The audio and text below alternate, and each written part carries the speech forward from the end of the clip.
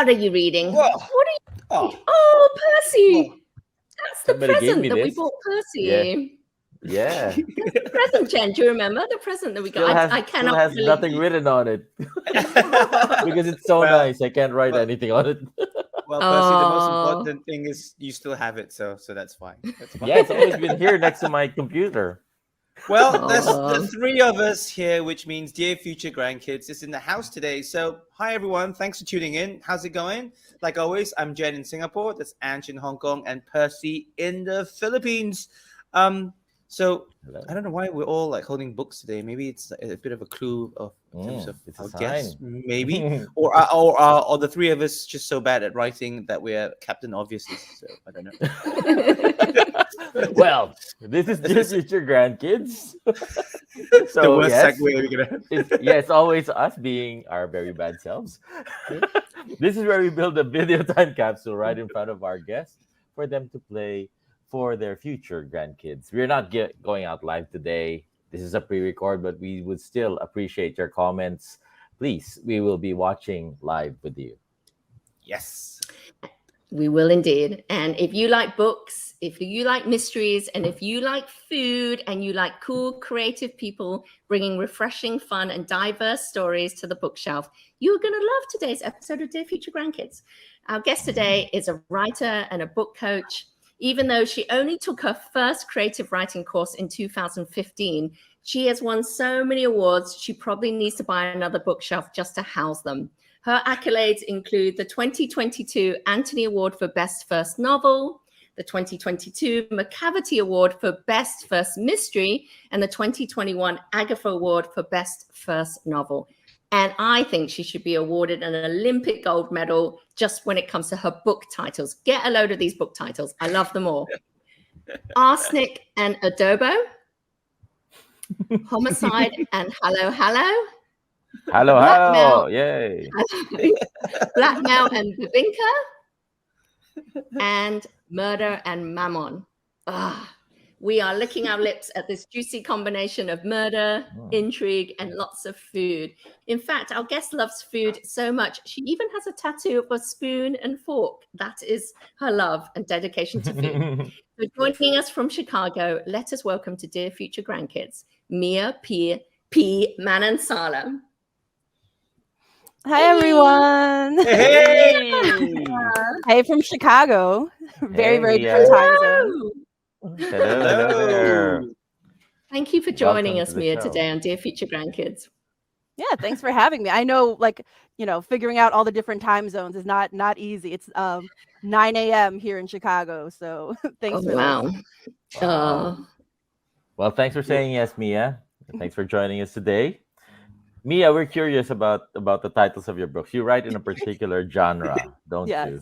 Yes, it's pretty obvious. Although you would Yeah. be surprised. So ever since I became an author, I'm actually shocked by how many people buy books solely based on the cover. Like they don't read what the back is. And then they get like really surprised when there's like actual like murders happening. What did I expect it to be? Yeah. It's Well, called Something lighthearted. arsenic and adobo. Yeah, I'm like, where do you homicide. think the arsenic comes in? Like, I don't think. They It's just a saw key- halo halo, and that's it. Yeah, Not the yeah. homicide part. They think it's like a cutesy like romance because there's like bright colors and a little dog named Longanisa, and they're like, oh yeah, this will be really fun. And then they're like, oh, What do you call this particular genre? Because I get it that there's murder. Do you have any term for it? yeah. So it's a specific subgenre of mystery called cozy mystery. Cozy. Yeah, so like based on the name, you can tell like it's not like a hard hitting noir where it's I literally write books that I'm okay with my mom reading. Cozy mysteries have no graphic violence, sex, or bad language on the page. Oh. Who I like knew that. that there was a genre within genre? That's so brilliant. Yeah, they're meant to be like And, feel good beach reads. Yeah. Oh, I love that. Feel good beach read. Who wouldn't want that? I love that. And you came up with the very first line of the very first book. It just came to you on a train ride. Is that correct? Yes. So I used to work in downtown Chicago, and I was riding the train one night. It was shortly after a conversation I had with my writing mentor, who I could talk about later, about the similarities between cozy mysteries, which we both write and love reading, and rom-coms, like romantic comedy movies. Yeah. And so like, we were talking about that, and I was like, oh, okay, what? It was just kind of like noodling in my head. And I was riding the train one day, and then the first line popped into my head fully formed, which is, "My name is like Laila Macapagal, and my life has become a rom-com cliche." And I was like, oh, that's something, I better write that down before I forget, So I pull out my phone, start typing in my notes app, and then the second line came to me as I was writing that, which was, not many romantic comedies feature Asian American leads or dead bodies, but more on that later. And then Oh, with those two lines, I was like, I know exactly what this book is. wow. Perfect. Inspiration struck on your daily commute. That's so fantastic. I love it already. Love it. All right, Mia. Well, we have some quick fire questions to warm you up now. So in just 3 words, describe how you're feeling right now. Ooh.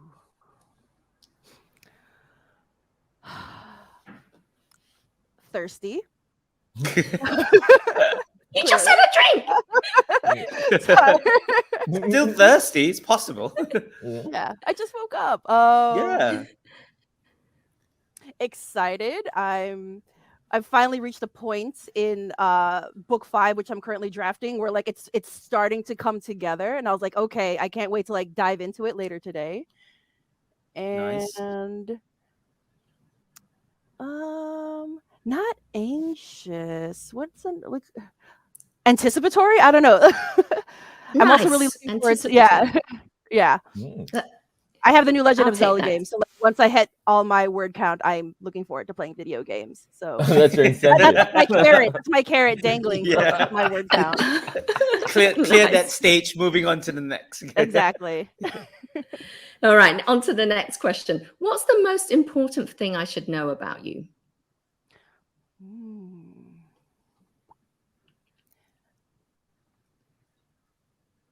Trying to think. Other than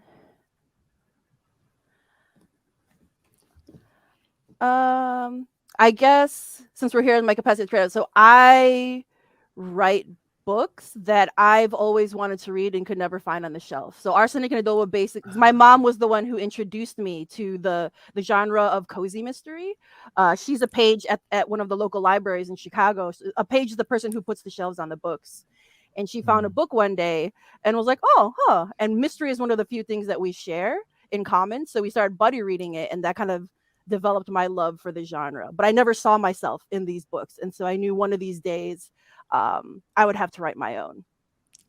Oh, you scratched your own itch, which I think is a very good starting point always when it comes to any creative endeavor. Well, fantastic. And when it comes to writing specifically, what's a motto you live by? Ooh. I guess one of the, like, write what you want to read. And so I recently, well, somewhat recently, because like, what's time? I read part of an interview of someone saying, don't write for the bad faith reader. Basically, you're never going to write the perfect anything, right? There's always going to be someone who misunderstands you, whether willfully or just out of ignorance, someone who's going to pick apart things that so like you're not writing to avoid those people. I am writing for people like me who have always needed to see themselves, particularly in genre fiction, particularly in stories that are joyful and fun. Those are the people I should be thinking about when I'm writing, not the like, oh, do I want to put that in? What if someone on Twitter says like something really bad about me? Like, that's not who I'm writing for. I'm writing for people like me who want this very particular thing. Not everyone's gonna love it, and that's fine. I love that. That's actually very sound advice to anybody who's creative, because I mean, I've been learning that the hard way as a director. It's always oh no, people are not gonna like it, but you have to always remember that even if it's only 5 people who like your film, you talk to them, because you're not gonna please everybody, right? You're never gonna please everybody. So I like that. I like that attitude. So Mia, you seem to be a very, from what I see, right? You're a very disciplined writer, because you already know how many words you're going to do before Legend of Zelda. Now, which one of these activities do you find yourself doing when you're supposed to be writing? Oh. 1, scrolling. That's when you're spending too much time on social media. 2, being a brunchosaurus. That's when you're having a long, lazy brunch instead of working. That's all You you. like doing that? Or procrastinating. It's when you pick up the ladle instead of the laptop. Mhm. Mm. Oh man, probably all of the above. I mean, procrastinating is literally in my bio. Yeah. So, Yeah.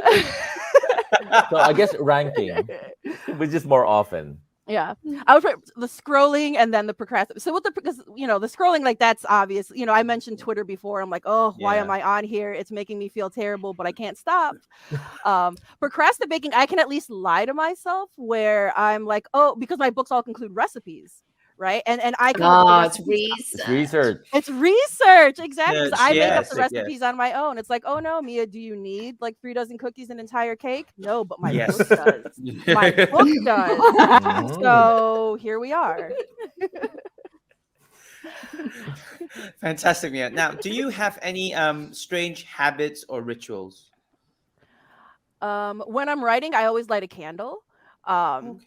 so I'm part of a group called like the Banyan Asian American Writers Collective. It's mostly Asian American writers in Chicagoland, but we also extend it to the Midwest because it's a more regional thing. And one of the members, who's also Filipino American like me, I went to her house to do a writing, like we were having like a little writing date, and before she started writing, she's like, oh, I always light a candle to like thank the ancestors before I start writing. And I thought that was a really beautiful sentiment. Mm. I also like the ritual of like, once I light this candle, like, it's work time, because Yeah. I work from Yeah, home, yeah. so I need like Yeah. that little switch. Yeah. And I'm also just obsessed with candles. So like, again, like, oh, I need it for writing. So yes, I have an entire closet full of candles for my writing. They're necessary. Nice. So does it mean that anytime you want to take a break, you just blow out the candle? So it's like it signifies break time, or you just keep it going? Sometimes I do. It depends. Like, sometimes if I'm just like, okay, I don't want to like break out of this, it's just like I need Yeah. a little break real quick, I'll leave it burning. But if I'm like, okay, I'm gonna step away for a while, let's not make this a fire hazard, I'll blow it out and then come back later when I need to. Nice. Do not fall asleep. Basically, Yeah, do not yeah. fall asleep. Yeah. Now, another question. And if you were the only human left on Earth, how would you spend your days? I mean, it's come out of left field. Totally. If you're the only human left on Earth, how would you spend your days? Would you Oh, light a man. candle and continue writing for yourself, which was the purpose to begin with? Mhm. Or what would you do? I mean, I'm very introverted, so it's probably so. I can't see myself ever not writing, even if it wasn't for. It's just one of those things that, like, as an outlet that I need. Again, like, I didn't go into writing for the money. I can tell you that. Like, as we all know, as creatives, you're like, yes, I'm gonna have this very stable, well paid. Like, no, that's not why I write. I mean, obviously, I want to get paid for my writing, but Sure. but it's not something that I can just easily abandon when it's not lucrative. It's something that's going to always be a part of my life in some way. But maybe, a lot of my hobbies are very solo. I love reading. Obviously, I mentioned earlier I play a lot of video games. You said no humans. I have 2 dogs. Can I just like hang out with my dogs? Absolutely. Yeah, go on Counts. walks, play in the backyard. Absolutely, 100%. Because just to digress a little, I love dogs, and just one sleeping. Oh, there you are. Huh? That's Elfie that pops up all the time on our show. Yeah. Now, Mia, have you ever lost your way in life, and what did you do about it? That's actually how I started writing, like, seriously. So like, I've always loved reading and writing ever since I was a kid. Like, I never really thought of it as a career, even though I was an English major. That's more like academic writing. That was kind of preparing me for life and teaching. But after I graduated from college, I spent about 3.5 years teaching English in South Korea. And I had an amazing time. I learned a lot about myself. I got to explore the world. I started to learn independence. And then I came back home, and then I was almost 30, and I hanging out, living back at home with my parents and doing the same thing. And it felt like after all this wonderful adventure, I had regressed. I was back at home doing the same things with the people I love, mind you, but like nothing had changed for me on the outside, despite so much changing on the inside. And so it was like a quarter life crisis time. It seems so silly. Again, like almost 30, that's nothing. But at the Yeah. time, it felt a lot. And that's when I remembered, like, oh, remember how you used to write before you gave it up in college because you were too busy? Like, why don't you try? Because I had never taken a creative writing class before that. I just kind of dabbled. And so, as you mentioned, in 2015, I literally just Googled Chicago writing class. And writing classes are expensive, but I managed to find a one-day mystery writing workshop. And in all honesty, mystery was one of my favorite genres to read, but I had never thought about writing it because they seemed hard. They seemed really hard. But I was like, okay, the price is right. I love reading mystery. Why don't I see what writing them is like? And at that workshop, the teacher read like what I had started in the class, and she was like, this is your first class? Because in the intros, she asked to hear like why we were there and things. And I had mentioned this is my very first time, and she was like, I think you're a mystery writer. There's something here. There's something here, and I really want you to pursue this. And I got very lucky because at the time she was the president of the Mystery Writers of America, the Midwest chapter, and she was like, "Hey, I'm the president of this local organization. To join costs money, but our meetings are free, and I really think you should come to our meetings and see other writers and kind of learn the business because there's something here." And it kind of just went from there. It's almost like it's meant to be. It was meant to happen. Yes, right. It was because it wasn't mystery. What if it was, what if it was writing technical, tuition books? What if it was anything I think else? about that all the time. Also because I don't drive. So again, because it's a very Chicago thing because we have lots of transportation. And so for this, but I currently live in the burbs, like the suburbs, just outside. So to get to that class, it took forever on public transportation because most classes are held in like the north side of Chicago, which is like a nicer area. And I was like, oh, that's a great idea, but like I can't constantly do this. It's so time consuming. It takes over an hour just one way. And she's like, oh, well, if you think about it again, we meet at this one bookstore called Centuries and Sleuths. I was like, that bookstore is a mile from my house. I could walk there. She's like, oh yeah, that's where all our meetings are held. And I was like, oh, okay. Because again, if it was like held in the city that was hard to get to, I might never have gone to those meetings because like, yeah, they're free, but the time wouldn't have been worth it. But if I could walk there and learn all about the business, so like all these pieces just kind of aligned like at a time that I really needed it. It's your destiny. It's absolutely your destiny. Meant to be. Really, this is one of those things where you really just listen to what your voice is telling you, and everything gets laid down in front of you, right? So it is really your calling.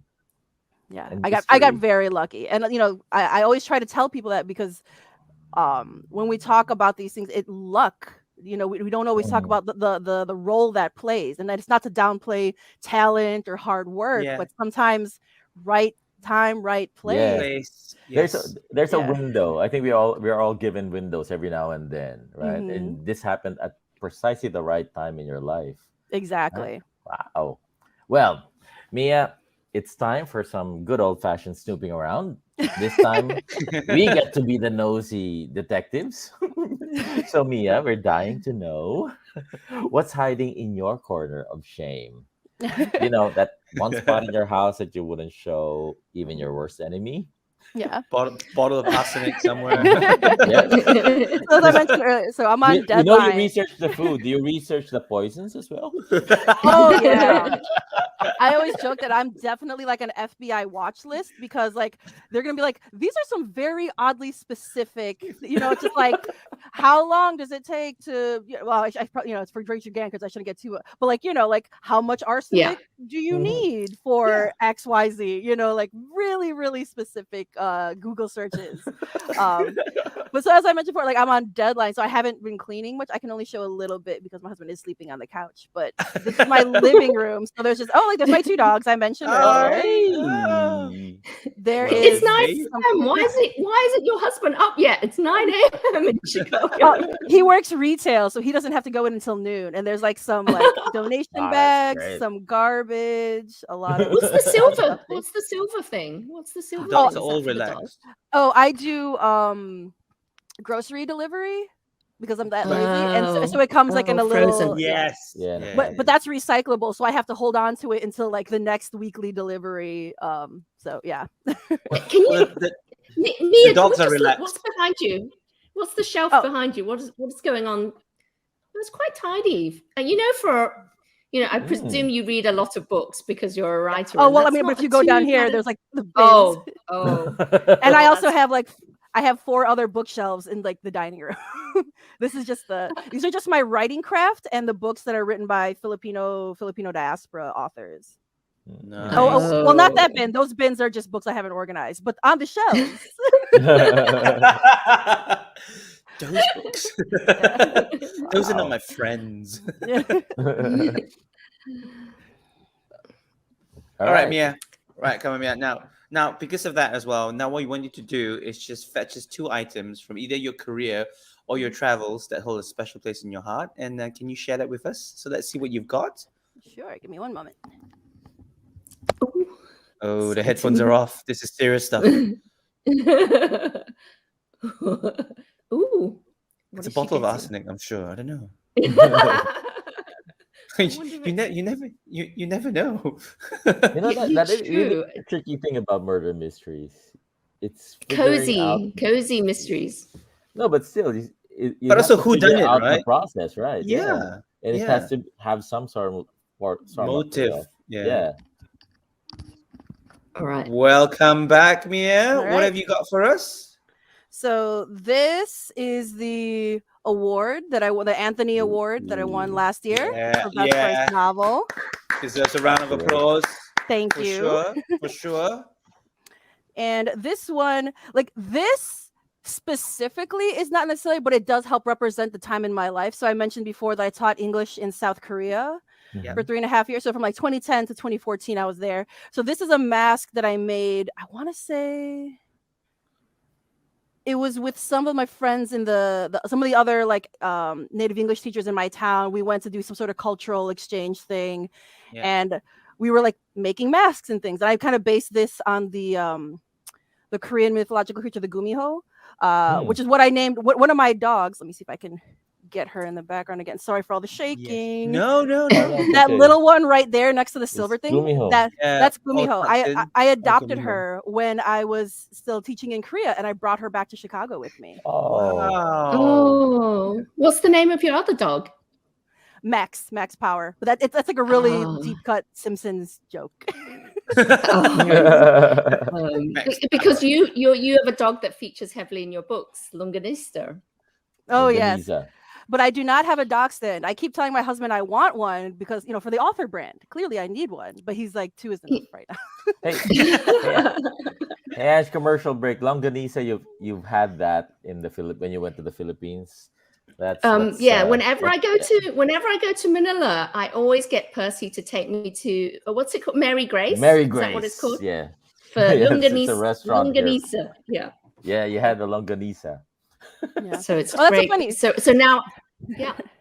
Oh, so that's funny. Like, remember the friend I mentioned earlier who always lights the candle before the her name is Mary Grace, MG. Oh, yeah. Oh. I guess it must be a really common like. Yeah, well, Wow, it's a sign, Ange. It's a sign that you have to go back to the Philippines and have your. No, it's been so long since I've had some Longanisa in the Philippines. I didn't know what it was until I got to Mary Grace. I'd never had it before. It's so tasty. Every time now I crave it. Every time I go to Manila, which is not often enough. But Mia, you're also a book coach, aren't you? So, what does a book coach do? Who do you help? And what advice have people found the most helpful? Yeah. So, I mentioned my writing mentor earlier. So I was part of a mentorship program in 2017, and it helped me so much when it comes to craft and learning about the industry, because the publishing industry is so opaque. You kind of have to rely on like whisper networks and being lucky enough to have people who are a little bit ahead of you to kind of like guide you. So I'm a big believer in like kind of paying it forward, right? So many people helped me along the way. I want to help people. So I mentored with that program until it shut down last year. So I think it lasted 10 years. So I mentored with Pictures for a while. I mentored through other like diverse. They're looking for like diverse mentors, and then someone who didn't get chosen for that particular mentorship program, like emailed me and was like, "Oh, I know you didn't choose me, but the feedback you gave me was so helpful. Would you consider being my book coach?" And I was like, "What's that?" Wow. and it was basically all the things I had been doing for free, which it was like a mentorship, like teaching you about the industry, but also like editing, teaching you how to revise, being like your cheerleader, but also your accountability partner, guiding you along the way, teaching you how to outline if that's something you've never done before, things like that. And so when I was like, "Oh, I could like actually get paid to do this," and so I took I got laid off in 2020. I was an English language instructor at an international language school. No international students meant Right. No, no more yeah, school. So yeah. that happened around the same time, and I was like, well, I needed a job that would let me work remotely with what little skills I had. We talked about how little skills I have before. You have a And I lot. was like, I know how to like read and write. So I was like, oh, okay. So I took a certification course for book coaching, which is like things that technically I knew instinctively, but now I could do intentionally. And I had like the language for it to help other people, because like it's one thing to write. It's a different thing to teach, right? Those are two separate skills. Yes. So I only felt comfortable like doing it professionally once I took the course and was able to do that. So, and one was other question was like, what's some of the most important like advice? Yeah. What's helpful? What's the advice that's been the most helpful, you think, commonly? I guess like two things. Well, maybe one is like the general as a writer, like write the story you're trying to write. Don't let too many voices in your head telling you what you should or shouldn't be writing. Two, read your what you've written out loud, particularly if it's dialogue, because that's how you get to catch a lot of the clunkier sentences. And then three, just because it's in your head doesn't mean it's on the page. Which is, so a lot of the feedback I'll give, it's like, well, I don't understand why this is happening. And they're like, oh, because blah, blah, blah, blah, blah. And I'm like, well, did you write that? Is that on the page for me? And they're like, oh, no. And I'm like, exactly. Like, because you are so familiar with your story, you don't realize what's being filtered in or out. You just kind of expect people to understand your thought process. And I'm obviously, I think most creatives are, because you have your own vision. You think you're saying a particular thing, which is why outside eyes are so helpful, I think. No, that's true. I mean, it always helps to have somebody else looking over your shoulder. And I love how you describe being a book coach. Your editor sometimes, your cheerleader sometimes, but you're also holding the writer accountable to the deadlines, I suppose, and everything that he or she has to deliver. And that's great, because people need that. Yeah. So, Mia, another interesting part of our show is that we ask you to now grab your phone. Yes. So we're actually perfect characters for murder mystery because we're very nosy. We're the nosy people that get killed off within the first 5 minutes. Yeah. I was gonna say there's motive to get the three of us murdered. you can just choose which one's first. So we want you to look at your contact list and leave a voice message to someone special in your life while we all listen in. Ooh, a voice message. Yeah. You don't have to tell us who. We can guess. It's part of the mystery. It's gonna live there. No deleting it. This is gonna sound really sad and like how bad I am at technology. I'm not actually sure how to record voice notes because I never do them, because I usually don't listen when people send me them. Okay. Note to everybody it's been revealed. I'm that person where, like, how people love sending links to videos, like, and I'm just like, okay, that's nice, and I'll just like not watch them because I'm like, a video, like, send me the article, it's fine. Now we know. Now we know. All right, I'm gonna cheat and just like record like a video, because I don't actually know where the voice recording is. So I'm gonna record a video, right? So Okay. I'm not like recording a video, and then send it. Yeah. Love All it. right. Well, for the first time on the show, a video message. Okay. Hi, Kelly. Oh, perfect. You just sent me a message, so I'm going to send you this in response. So I am recording a video for something called Dear Future Grandkids, where we are trying to leave like little videos for as a legacy. And I, of course, wanted to send a video to thank you as my mentor. And you already know, I've said thank you a million times, but I don't think, for all you've done, one thank you is never enough. So I want to thank you for approaching me all those years ago at Agatha when I gave that one speech. I want to thank you for believing in me and my various stories and pushing me and letting me know when the industry was wrong and very wrong sometimes. And even continue to support me now, how many books in when you're busy with your own career. So I just, huge shout out and thank you so much for all you do, not just for me, but for just, the crime writers of color and the mystery community in general. Thanks, Kelly. Okay. I recorded it. Oh, that is so Really sweet. That You is should send really, it. really sweet. Yeah. Yeah. So how often do you speak to Kelly or get in touch, or are you in touch all the time? Oh, we message all the time. Yes. Yeah.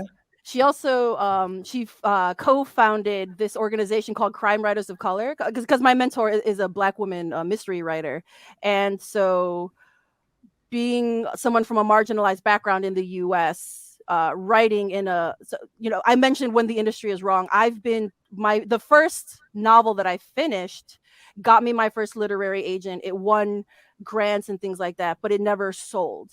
And one of the most common bits of feedback that I got was that, she has a great voice, but no audience. Traditional, I was told by one person in particular, traditional mystery is for older white women. Who is this book for? Because my book, obviously, if it's a queer, young Filipino-American millennial solving a murder mystery at a comic book convention. And so they said that quiet part very loud. And, she was the one who mentored me through that book. And she was like, they are wrong. And you're going to keep on writing until we eventually prove them wrong. And so she co-founded a group called Crime Writers of Color, along with Walter Mosley, who's a really big name in the US, and also Gigi Pandian, another Asian American, South Asian writer in the US. So she's done a lot, like as I mentioned, not just for me, but also for the community. And it has led to success. You got a 3-book deal. That's not easy to get. And then it got extended to another 3 books. You've got 6-book deal. That's, shove it, people who say no. Yeah, shove it in the industry. Yeah. Arsenic and Adobo. When Arsenic and Adobo earned out within 2 months, like the advance, like I made the advance back and then some. Like I was on Twitter with like are you familiar with like Pretty Woman? Like the Julia Roberts. Yeah. Did you do the big mistake? Yeah, big mistake. Huge. Huge. Well, so dear future grandkids, don't let people tell you that you do not have, that you do not have an audience, you don't have a voice, and nobody wants to hear what you have to say. Clearly, they are wrong. Perfect. And keep going with telling your dear future grandkids that. Okay, now what about if you could tell them a story about your family or your childhood? What would you tell your future grandkids about them? Ooh. So I guess, dear future grandkids, one of the most important things that I've learned is that love takes many forms. Being born and raised in the U.S., where we see on movies and TV all the time the ideas of like the verbal "I love yous," right? The sit down and let's have a talk, and we'll talk about how much we love each other, and we'll talk through our problems, and we'll solve it all with like a big hug and kiss. And growing up in a Filipino family, that was not the case. And I'm proud of yous. Like those were not things that were said out loud.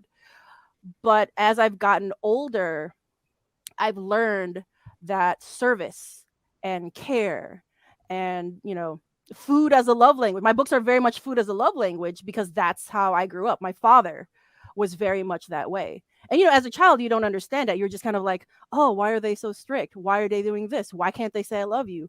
Why are they never proud of me? And it can be really hard. But they do love you. They are proud of you. And it's hard sometimes until you're a little bit older and a little bit wiser. While you're going through it, I'm sorry, this is probably not going to help you.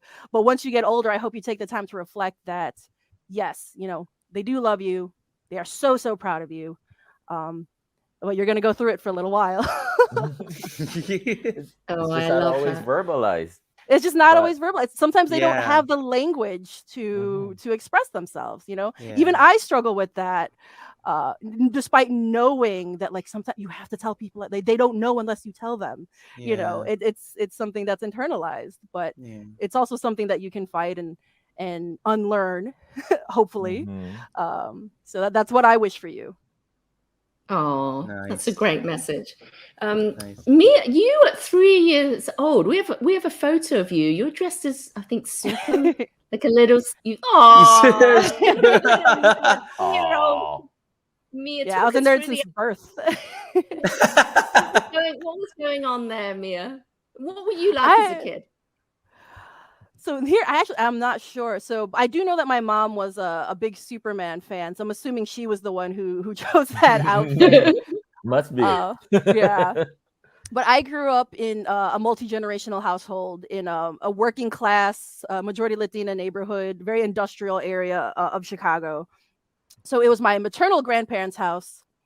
And then so my mom lived there. My dad moved in after he married my mom. It was me, my two younger brothers, usually my two cousins. I have aunts and uncles who would kind of come. So like my house is kind of like a way station for people who would come from the Philippines, needing a chance to settle down and then move on. So this picture was in Baguio. It was like my first time in the Philippines. I think I was maybe 10 or 11 years old. Yeah, the kid next to me, the really little one, that's my middle brother. And then that's like my uncle and cousins and grandmothers. When Wow. was And this?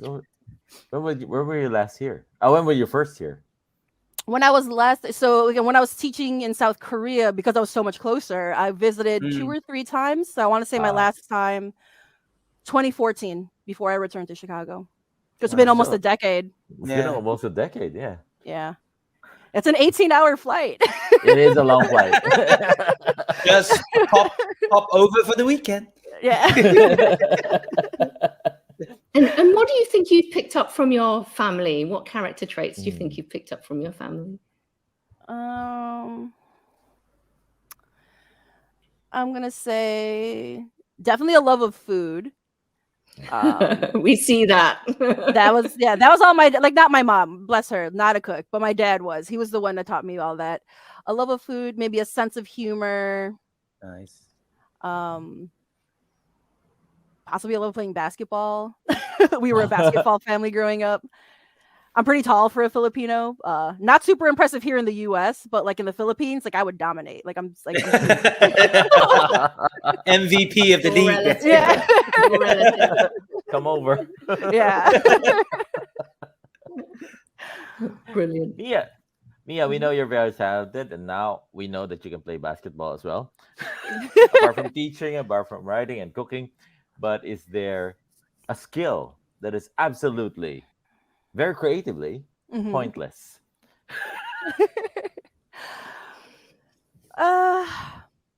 So I guess one of my hobbies, I'm learning how to read tarot cards. Okay. Which it's nice for like kind of like self-reflection. It can also be used, like I can also use it for writing. I've used it kind of guiding me that way, but just like as a general life skill, like it's like No, it's handy. yeah. I mean, I'm sure a lot of people who find that out would ask you to read their tarot card. Yeah. So I mean, you've been learning this now. Do you find it's, I don't know, is there some truth in it? Is it accurate? Is it make believe, or really it really pinpoints exactly what you asked for? I guess a little. I mean, a part of it is what you bring to. If you bring it to it and you're just like, oh, whatever, this is like dumb. It's not gonna, like you're gonna look at it and not really know what to look for. Yeah. But at the same time, if you go with the, like to be very like believe in the heart of the cards, you're gonna read it and you're gonna kind of go in, because it's also like visual. What I like is the ones like it's almost like visual storytelling where you kind of like study the art and you see how it connects to you. Yeah. So it's less like, is this real or is this correct, as opposed to like, what can I get from it that I find useful? Nice. And because I'm not like making major life decisions. I'm not like, do I sign this contract? Yes or no? And like, it's more just like, okay, I'm a little bit creatively stuck. What's blocking me? What's a path I can take? How can I rethink or reframe this particular obstacle? And it's more for a creative thinking and like journaling prompts sometimes, things like that. Cool. And we know that you've probably read, I'm taking a stab here, hundreds, no, thousands of books. Yeah. But what book would you insist your future grandkids read? Like book or books, like absolutely they have to read this. I mean, obviously yours. Oh, well, yes. yeah.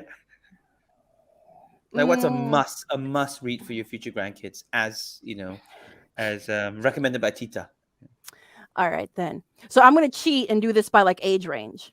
Yeah. So when you're like a middle grade age, I'm going to, so the publishing industry has finally become more diverse. It still has a long way to go, but now as an adult, I'm getting to read children's literature that like I always wish that I had as a kid, that like makes me cry when I look at it sometimes, because I'm like, where was this? Yeah. Exactly. So one of the first ones that I remember reading within the last, I would think maybe 3 years, that like really like made me cry, because I was just like, oh, young Mia would have loved this. It was called Any Day with You by May Respicio.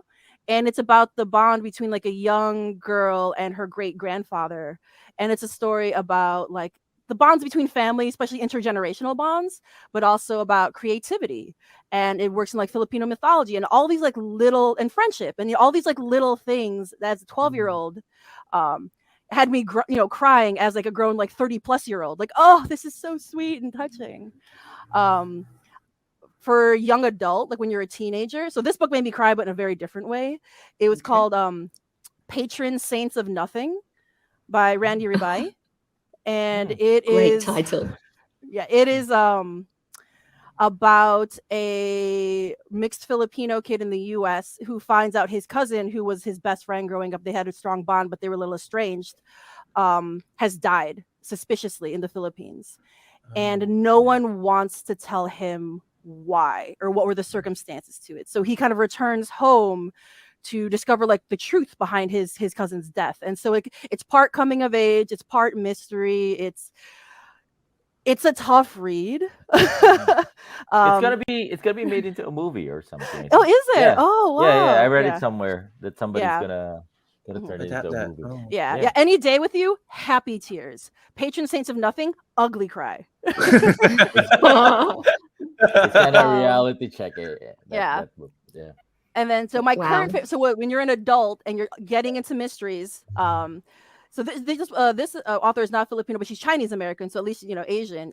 Sherry Thomas writes the Lady Sherlock series, which is like a gender bent Sherlock Holmes series, and it is like just as like a wonderfully twisty mystery plot as like the Sherlock Holmes books, but there's also like a slow burn romance that is like so good. And because it's gender bent, there's a lot of like interesting commentary on the times. A lot changes when you go from Sherlock Holmes to Charlotte Holmes, and I just find it like a really, really excellent series. And I believe there's maybe 7 books in the series so far, and every single one of them is a banger. I love them, but you keep like, how can you get better every single time? That is so rude. Like, leave some talent for people like me, but they're excellent reads. Wow, your future grandkids have got a lot of fantastic reading to do and some ugly crying to do as well. And Mia, is there a movie adaptation of a book you'd love your future grandkids to watch? Oh man, like they're gonna like hate me for this because I'm like, oh, Pride and Prejudice 2005. Like that's like it's like half of my personality. like the Mr. Darcy hand flex. And if it comes to like romance, I was like, oh, I really, really, really love that movie. Which is Pride and Prejudice 2005? Is that the Keira Knightley? Keira Knightley. Oh, Knightley, I love that. Yes. Pride and Prejudice is my favorite books, and I'll watch every single adaptation. I love all the iterations of it. Like I love the books, I love the BBC miniseries, I love the 2005 movie, I love the modern. For a modern reinterpretation, Pride and Protest by Nikki Payne. The Elizabeth character is a Black woman, and the Darcy character is actually a Filipino American man. And again, the dynamics between class and social issues within the U.S. It's very, very Pride and Prejudice. You can see the beats, but it takes on like a whole new element with the things that she brings in. Love it. Wow, Pride, Pride and and Protest. Pain. Yeah. Yeah, Pride and Protest. Pride and Yeah. Protest. Pride and Yeah. Protest. Yeah. Okay, Mia. Now the list. we talked about movies, we talked about books, but there's something else that we know you love doing so much, and that's cooking. Is Yeah. there a recipe you'd like to pass on to your future grandkids?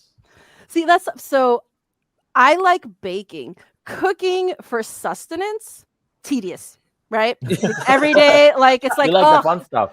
yeah, it's like I made a healthy dinner with like vegetables yesterday. blah, What do you mean blah. I have to do it again? Like I like cooking. So like I host the holidays because I'm the one that has a house and I'm in the burbs, so parking is a little bit easier than trying to park in the city.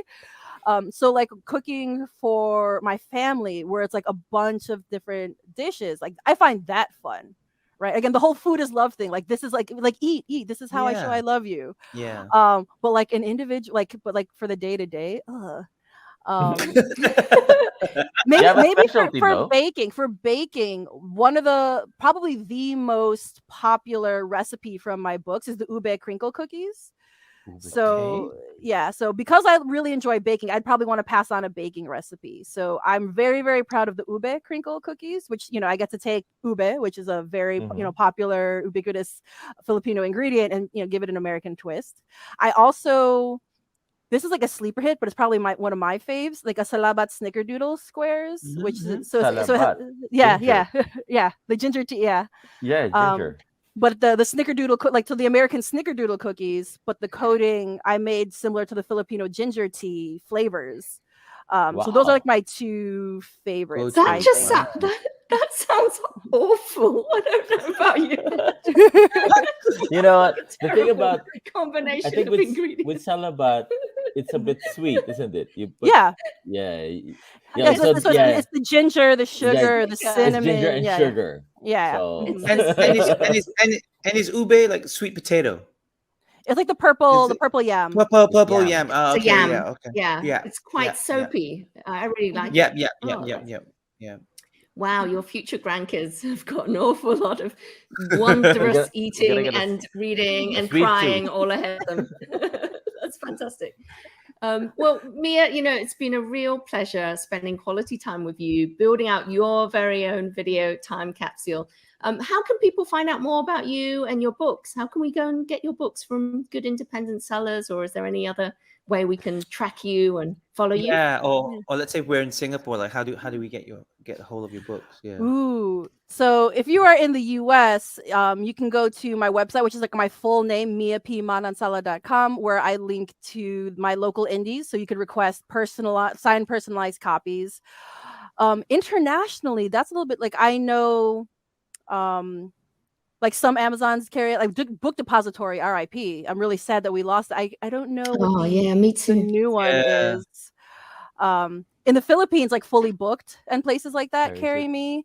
I know in the US, many Kinokaniyas carry me, like the Japanese books. Okay, we've got Kinokuniya here as well. So probably we'll check that out. Yeah. Maybe they'll have me. I know they do here in the US. I've seen myself, but in the other internationally, maybe, hopefully, that's where you can find me. I'm also on social media, so at MPM the writer on Facebook, Twitter. I'm very rarely on Facebook, but I do have it. Facebook, Twitter, and Instagram. It's the same social media handle across all of them. Fantastic. We'll check out the bookstore. Yeah. Okay. Yeah. Sorry, we're just thinking of where to go and buy your books. Thank you so much, Mia, for being our guest today. And the great thing about what you're saying when you're talking about books and writing, there's so much passion and so much energy to it. Yeah. It's 9 a.m. there, so you just woke up, but you've got all of this enthusiasm for it. Yeah, and that's a sign of an artist. I love it. Yeah. And the stars were all aligned, Mia. And Mia, it's been wonderful talking to you. This has been a wonderful episode. Thank you so much for sharing your stories with us today. And to everyone watching, thank you so much. This has been Dear Future Grandkids, where we look to the past to give us lessons for the future. Once again, I'm Jen. That's Ange. That's Percy. And in Chicago, once again, our guest, Mia P. Manasala. Yay! Thank you, everyone. This was so much fun. Thank Yay. you. Thank you Thanks, so Mia. much, Mia. We really appreciate it. And thanks, viewers, always for joining us. See you next episode. Thanks, Mia. Bye. Bye, everyone. Bye.